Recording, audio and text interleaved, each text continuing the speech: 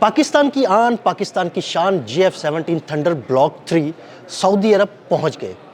ये JF-17 thunder block 3 Saudi अरब क्यों पहुंचे, इस बारे में आमिर रज़ा से बात करते हैं। आमिर भाई, Pakistani Shaheen JF-17 thunder block 3 उड़ा के सऊदी अरब पहुंचे हैं, क्यों पहुंचे हैं, हमारे नाज़रीन को बताइए। नहीं, सब पहली बात तो यह है कि JF-17 थंडर वाकई में पाकिस्तान के लिए मैं ये समझता हूँ फ़ख्र की बात है। और हम इस जहाज़ को जो है पूरी दुनिया में जो है प्रेजेंट कर रहे हैं। और मैं आपको एक बात बताऊं, अमेरिका ईरान कशीदगी में ये जहाज़ मज़ीद अहमियत अख्तियार कर गया है। ये बड़ी डिफरेंट सी बात आपको लगेगी कि मैं ये कहाँ अमेरिका और ईरान की कशीदगी और कहाँ पे JF-17 थंडर। देखें, दुनिया को एक चीज़ बावर हो गई, इस वक्त वेनेज़ुएला पर जो हमला हुआ उसमें उनके पास कोई ऐसा हथियार नहीं था जिससे वो अमेरिका का मुकाबला कर सकें। और दुनिया का इत्मीनान आहिस्ता आहिस्ता अमेरिका पर कम होता चला जा रहा है। उसकी वजह ख़ुद डोनाल्ड ट्रंप का रवैया है।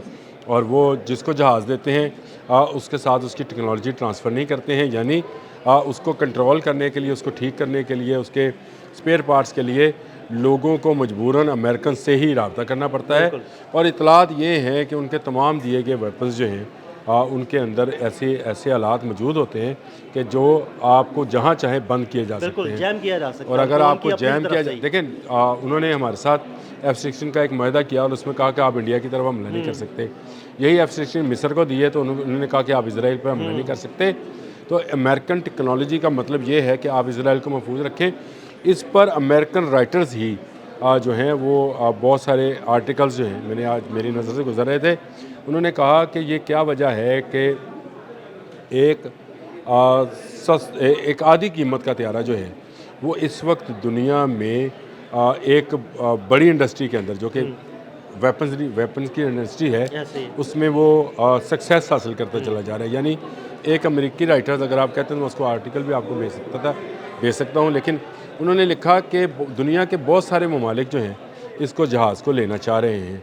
और ये जहाज़ की बड़ी वजह यह है कि दुनिया यूरोपियन, रशियन, अमेरिकन, चाइनीज़ जो शराइत हैं उनसे डरते हैं कि ये हम पर शर्त आयद कर दी जाएगी, चीन भी शर्त आयद कर देगा, फ़लाँ शर्त आयद कर देगा।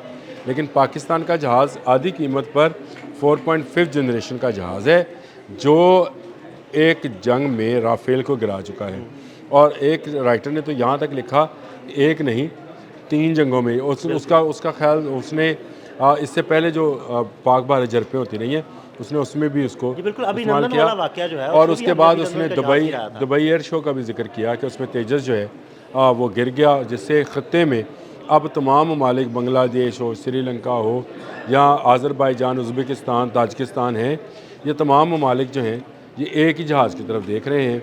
और उसमें उन्होंने खैर लीबिया और मिस्र का नाम भी शामिल किया, इराक़ का भी नाम शामिल किया, इंडोनेशिया का नाम शामिल किया कि ये ममालिक जो हैं ये सिर्फ एक जहाज़ को देख रहे हैं और वो JF-17 थंडर ब्लॉक 3 है। अब आ जाए सऊदी अरब की तरफ। सऊदी अरब के साथ हमारा दिफाई पैक्ट है और इस हवाले से सऊदी अरब में कोई भी पाकिस्तानी जो है वेपन जाता है या पाकिस्तानी असला जाता है तो उससे लोग जो हैं वहाँ के लोग भी मौजूद होते हैं और पाकिस्तान के लोग भी उससे एक ख़ास रग़बत रखते हैं, उसके ख़ास रग़बत ही रखते हैं, मोहब्बत रखते हैं, क्योंकि एक तो ख़ित्ता वो हमारे लिए बड़ा अहम है और दूसरा वहाँ पाकिस्तानियों का होना हमें तक़वियत देता है। तो ये JF-17 थंडर ब्लॉक 3 बिल्कुल जी सऊदी अरब गया है और सऊदी अरब की फ़िज़ाओं में शानदार प्रवास कर रहा है और इर्द गिर्द के तमाम ममालिक को बता रहा है कि मैं सऊदी अरब में हूँ। और ये वहाँ पर एक नुमाइश है असले की, उसके लिए गया है। यानी आमिर भाई, असले की नुमाइश है, वहाँ पर गया, मज़ीद ऑर्डर मिलने जा रहे हैं। ये आपने सही कहा, इसमें मैं नहीं कह रहा हूँ, आपके वज़ीर दफ़ा ख्वाजा आसफ़ ने ये बयान दिया है कि वहाँ से हमें मज़ीद तवक्को है कि हमारी पहले भी बातचीत चल रही है बहुत सारे ममालिक के साथ। देखिए, दुबई गया था तो वहाँ से ऑर्डर आपको उसी वक्त किया था कि एक इस्लामी मुल्क जो है वो साइन करने को। देखे एक जहाज़ तैयार करने में कितना वक्त सर्फ होता है। इस वक्त पाकिस्तान के पास तकरीबन 200 जहाज़ तैयार किए हुए हैं पाकिस्तान ने, जिसमें से 160 जो हैं वो पाक फ़ज़ाइया के लिए हैं, 40 आपको पता है आज़रबाईजान के लिए है। और इसके अंदर जो इसकी जो रफ्तार है 1.8 मार्क इस तक जो है वो कब दुनिया के बेहतरीन जहाज़। आमिर भाई देखें ना, एक जंग में अपनी सलाहियतों का लोहा मनवा लिया, तकरीबन आधी कीमत, جدید ترین میزائلوں سے لیس، ریڈار سے لیس دنیا کو کیا چاہیے؟ ہاں، اور کیا چاہیے آپ کو نے اس جہاز کی ایک اور بات جو میں آپ کو بتاؤں، رافیل تو اس نے گرایا ہی گرایا، جو اس سمجھا جاتا تھا کہ اس سے بہتر جہاز ہے، اس کے ساتھ ساتھ اس نے دنیا کا سب سے بڑا انٹرسیپٹر سسٹم جو ہے بالکل S-400 اس کو بھی تباہ کیا۔ اب یہ دیکھیں کہ اس کا کام ہی میزائل اور جہازوں کو روکنا ہے۔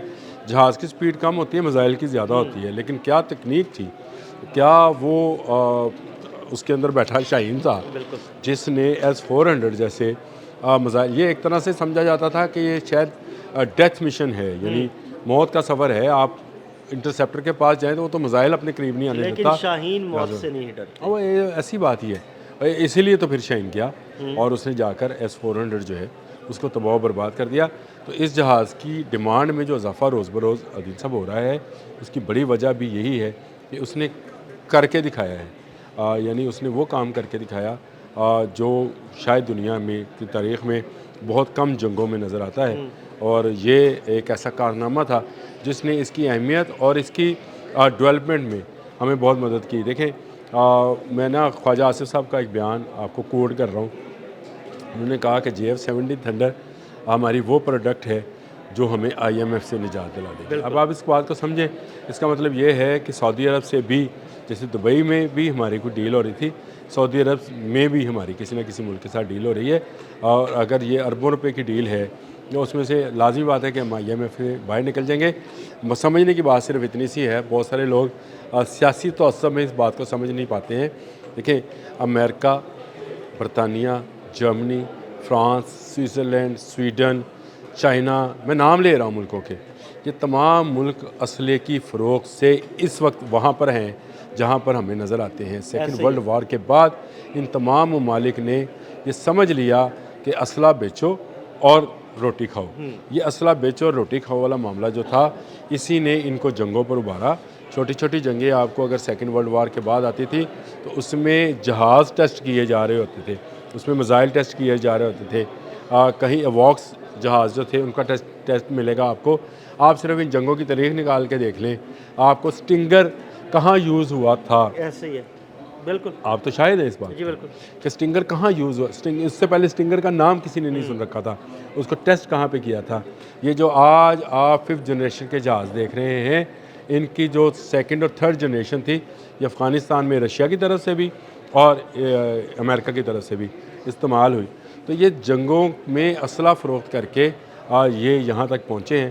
تو میرا خیال ہے پاکستان اب اس میں ایک نیا پلیئر ہے، اور پاکستان اس میں شامل ہو گیا ہے، جو جنگی جہاز بناتا ہے، جو ایسے ایسے ویپنز اور میزائلز بنا رہا ہے، جو کہ آنے والے وقت میں انشاءاللہ تعالیٰ نہ صرف پاکستان کو پراسپر کریں گے بلکہ پاکستان کی اکانومی کو بھی جو ہے بوسٹ کریں گے، اور اس کے ساتھ ساتھ سب سے بڑی بات پاکستان کے ڈیفنس میں اہم رول پلے کریں گے۔ اور یہ اہم رول جو ہے صرف پاکستان کا نہیں، میں سمجھتا ہوں کہ اسلامی دنیا کے تمام ممالک کے لیے ایک اہم رول ہونے جا رہا ہے، اور وہ یہ ہے کہ پاکستان ہی سب کی سربراہی ڈیفنس کے حوالے سے، دفاع کے حوالے سے کرے گا۔